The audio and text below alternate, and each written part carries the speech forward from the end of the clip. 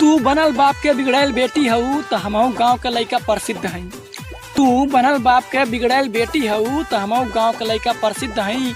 आ तू केसारी के दीवानी हऊ ना, हमहू सलमान खान के दीवाना। सुन मेरी शहजादी, मैं हूँ तेरा शहजादा।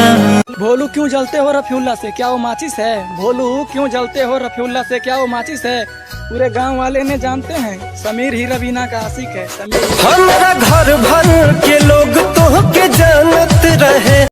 राखी तो के दिल में बिठा के रफीउल्ला तो के जुबान देता, कि राखी तो के दिल में बिठा के रफीउल्ला तो के जुबान देता। आये करे जा तो हर नील की अखियत हमार जान लेता।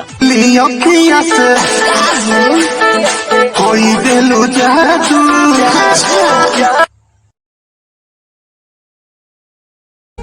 ओढ़नी ओढ़ेलू लखनऊआ में तो हवा आवेला बभनौली गंगा में, कि ओढ़नी ओढ़ेलू लखनऊआ में तो हवा आवेला बभनौली गंगा में।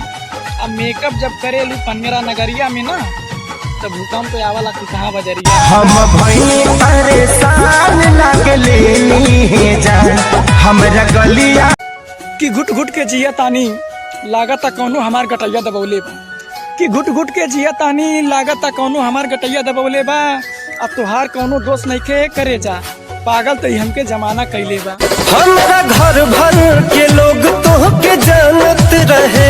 हमर राखी तो के रानी बना के हई अजैबा तो के जुबान देता, कि राखी तो के रानी बना के हई अजैबा तो के जुबान देता। आये करे जा तो रखिए तो हमें जान मार। नीली नीली अखियां से कोई दिलो जादू। देख के दर्दिया दाई हमार चल गइलू, जी नमादी रानी बोला का कइलू। प्यार में वाद तू कइलू नाजुक मर दिल पर, प्यार में वाद तू कइलू नाजुक मर दिल पर।